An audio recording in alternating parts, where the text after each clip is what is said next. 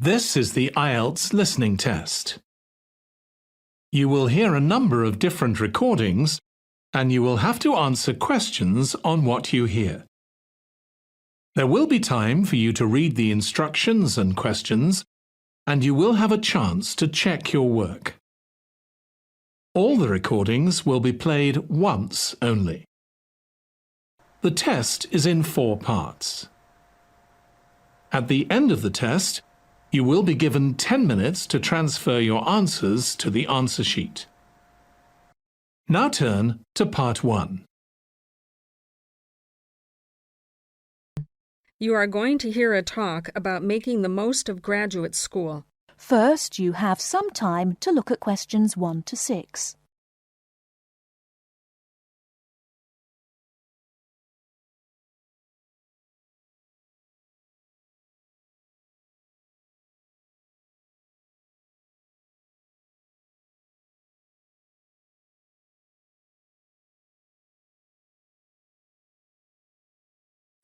Good afternoon. Welcome to you, new entrants to the graduate school. My job now is to give you the graduate school survival guide and make some concise suggestions for getting the most out of your relationship with our research supervisor, getting the most out of what you read, and making continual progress with your research. First, your relationship with your supervisor. This is fundamental. Meet regularly. You should expect to meet once a week or at least every other week because this will give you the motivation to make progress and also keeps your advisor aware of your work. Prepare for your meetings. Come to each meeting. Also, bring the notes from your previous meeting together with a list of any upcoming deadlines. Make a plan for what you hope to get out of each meeting. After the meeting, email your supervisor a brief summary. Include a list of major topics discussed, a list of what you agreed on, a note of any advice you may not want to follow, and a new summary of what you are planning to do. This helps avoid misunderstandings and provides a handy record of the progress of your research. Add a to-do list for yourself and your supervisor, including a reading list. Finally, add the time and date for the next meeting. My second main piece of advice is to keep your supervisor informed. Show him or her the results of your work as soon as possible. This helps your supervisor understand your research and identify any potential points of conflict early in the process. Include summaries of your work, including any results of experiments, and also anything you write about your research. Thirdly, communicate clearly. If you disagree with your advisor, state your objections and concerns clearly and calmly. If you feel that something about your relationship is not working, discuss it with him or her. Whenever possible, suggest steps that they could take to address your concerns. Under this heading, it is extremely important to take the initiative. You do not need to clear everything you do in your research with your advisor. He or she is busy too. You must be responsible for your own ideas and the progress of your work. Before you hear the rest of the conversation, you have some time to look at questions 7 to 10.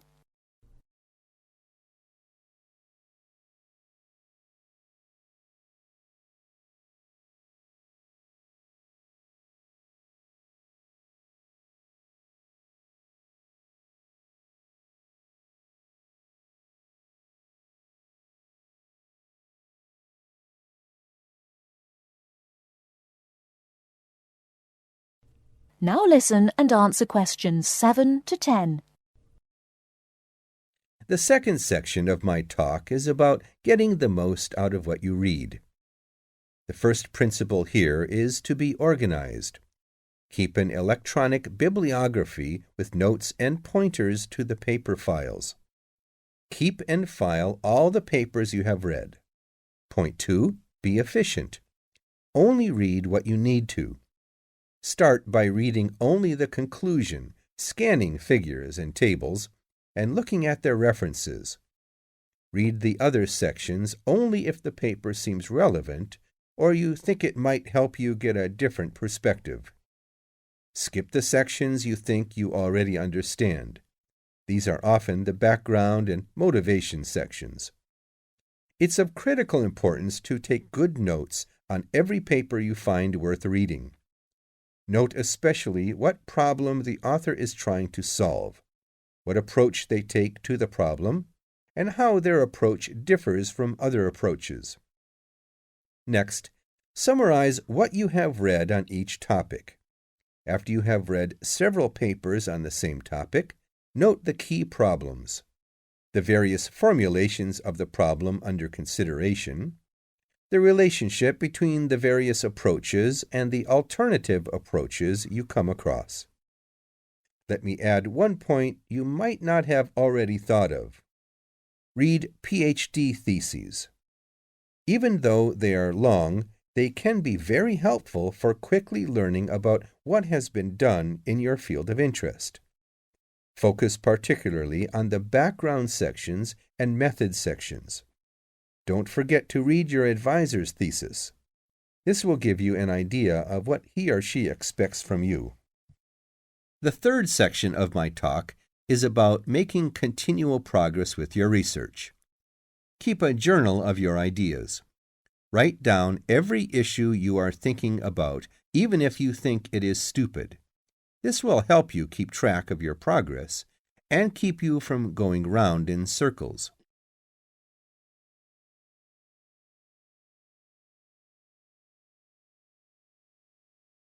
That is the end of part 1. You now have half a minute to check your answers.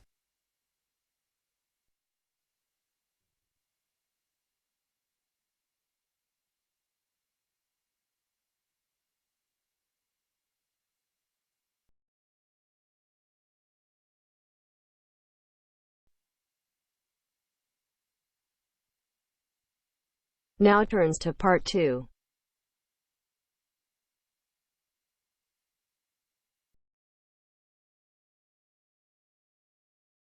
The Student Union is having a meeting to discuss how to help the community. As you listen, complete the summary by writing no more than 2 words on each line. First, you will have some time to look at questions 11 to 14.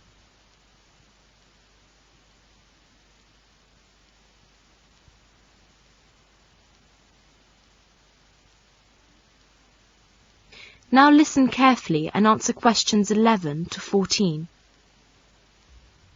May I have your attention, please? We're going to start the meeting now. I'm very pleased to see so many people here. You obviously all know that the purpose of this meeting is to discuss how to help the community. Next month, the National Union of Students are running a National Community Week. They've asked us to cooperate in any way we can. The idea is that all students should give up some of their time to help the community. Surely that's what we do in Rag Week. Does that mean we're going to do this sort of thing twice a year? No, not really. The scheme is nationwide. It has 2 aims: to show the public that students are responsible members of society, and to show students ways in which they can give really practical help to the community. The National Union of Students haven't made any suggestions. They want the students in each area to work out their own schemes. And really, that's the purpose of this meeting, to think up some ideas about the sort of help we can give. Let's discuss now. Any suggestions? It is Saturday morning. A group of students are going to help an old man in the community. Before the broadcast continues, look at questions 15 to 20.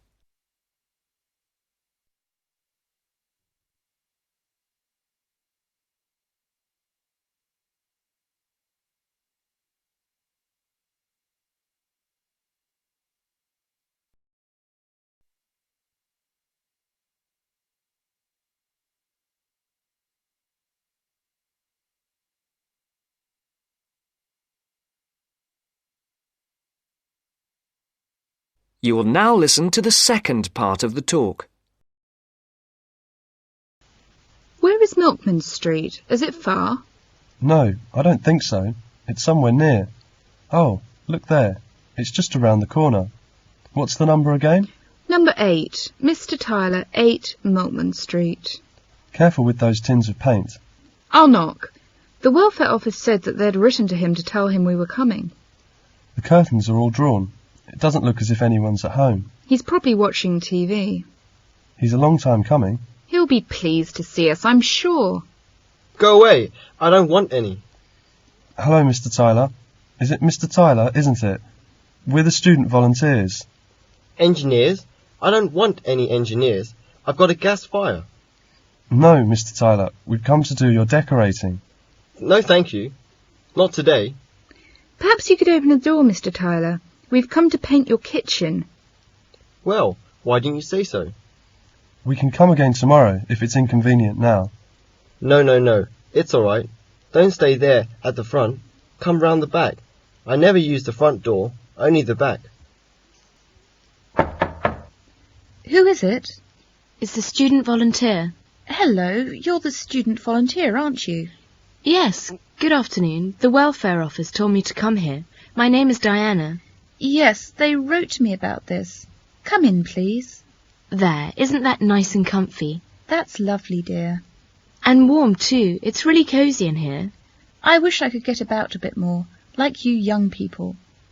I could go out and see my son and my grandchildren. They live in Edinburgh, you know. I don't see them often. My son has got a lot of work. I used to go out to work. That was after my husband died. Never worked when I was married, though. No? No, never. He used to say a woman's place is in the home. Yes, life's like that. I'll just dust these photos. That's him, the one in the middle of the front row. His moustache was lovely. That was taken when he was in the army. He looks very smart. Yes, he was.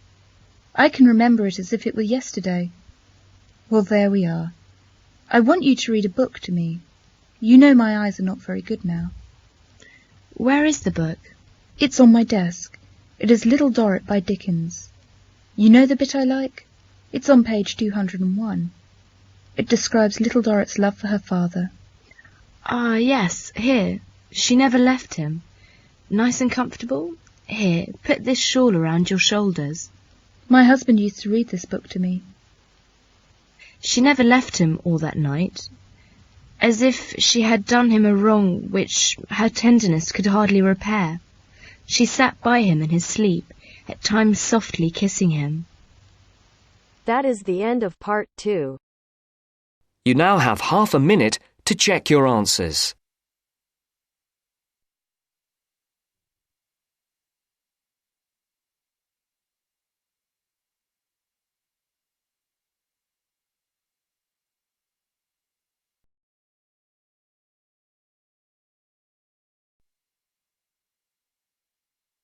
Now turns to part 3.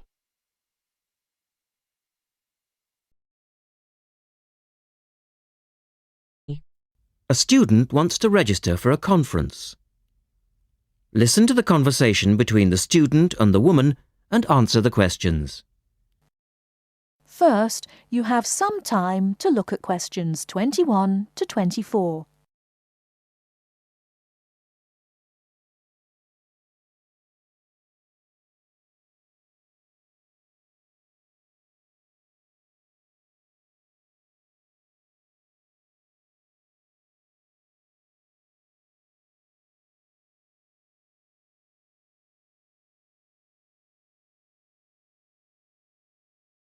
Now, listen carefully and answer questions 21 to 24. Good morning. Can I help you? Yes. Is this where we register for the Beyond 2000 conference? Yes. What's your name and I'll get your conference bag. Well, I haven't actually registered yet. I was told I'd be able to register today, so I hope that's okay. I've just arrived in Melbourne. That should be fine if you're a student. I'll need to take your details, though. So, can I have your full name? Yes, sure. It's Melanie Mitchell. Is that Mitchell? Yes, that's right. And that's Ms., not Miss. OK, fair enough. And what's your address, Melanie? I live in student accommodation at Sydney University, so my address there is...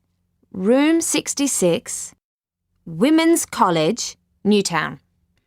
OK. And which faculty are you studying in? I'm in the Faculty of Education. I'm doing a Master's in Primary School teaching. Right. And may I see your student card because I need to verify that you're a current student? Yes, sure. Here it is. My number is 994578ED. The woman asks the student some more questions about the conference. Before you hear the rest of the talk, you have some time to look at questions 25 to 30.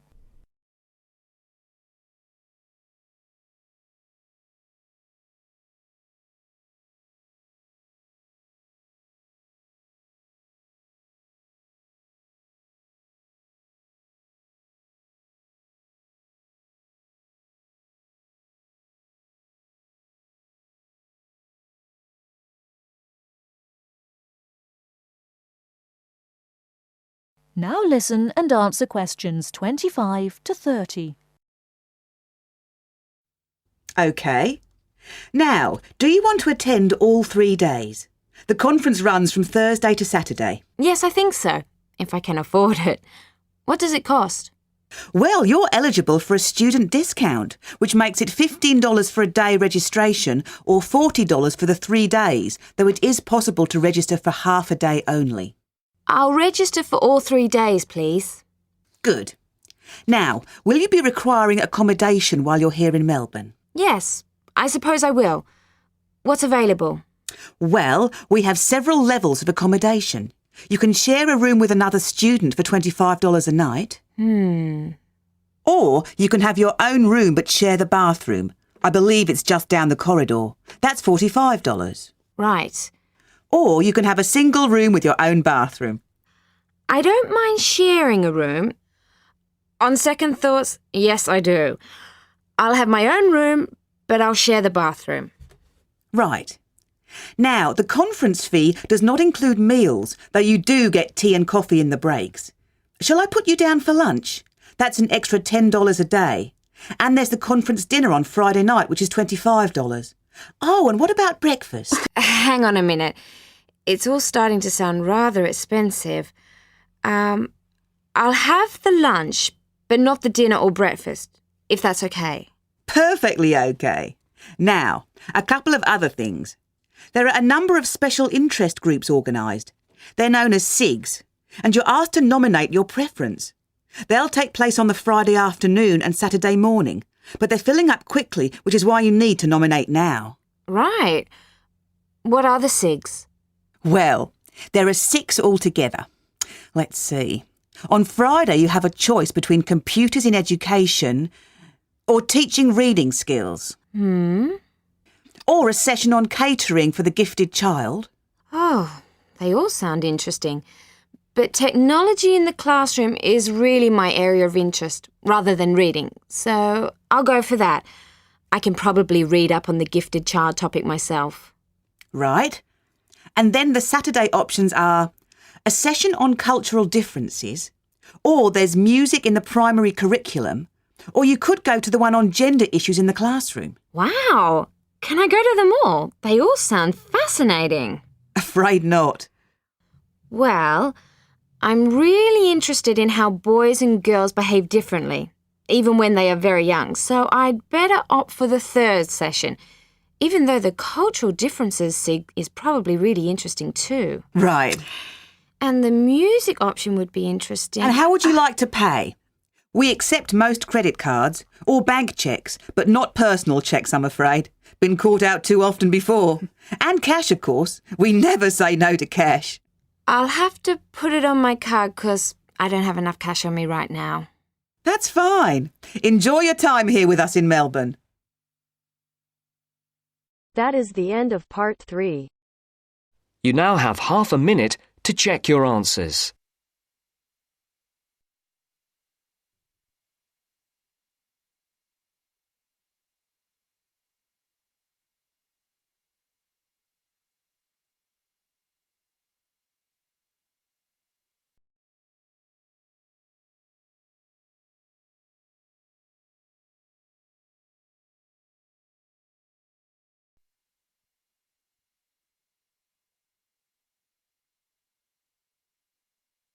Now turns to part 4. Now turns to part 4. Part 4. You'll hear a lecturer talking about the International English Language Teaching System, Ielts. First, you have some time to look at questions 31 to 40.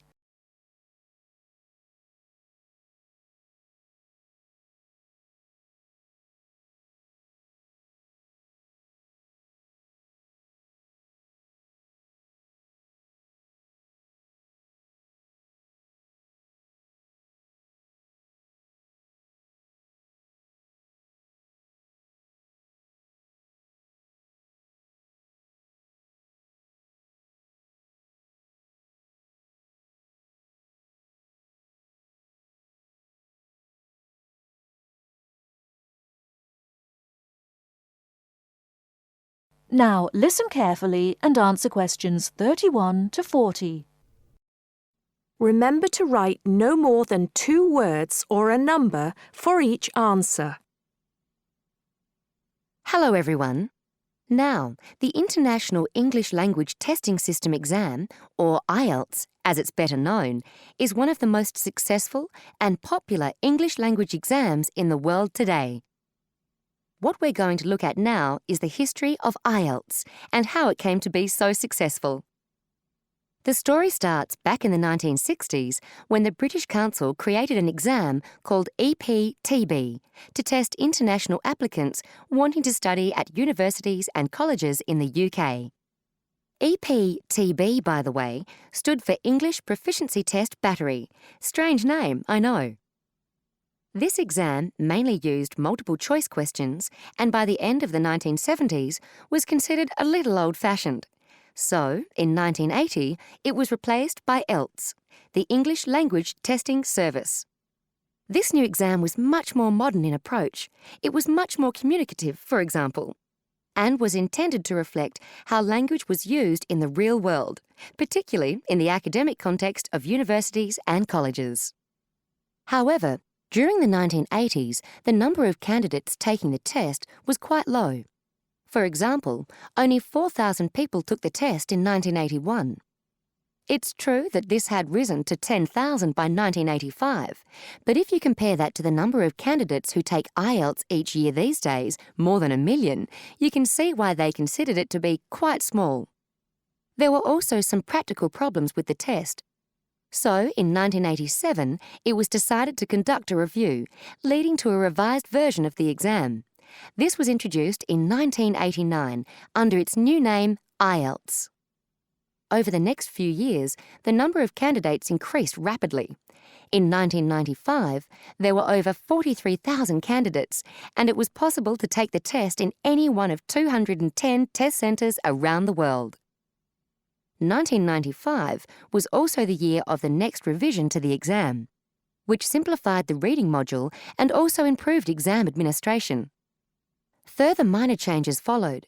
The speaking module was altered in 2001, and the criteria for marking the writing tasks were revised in 2005.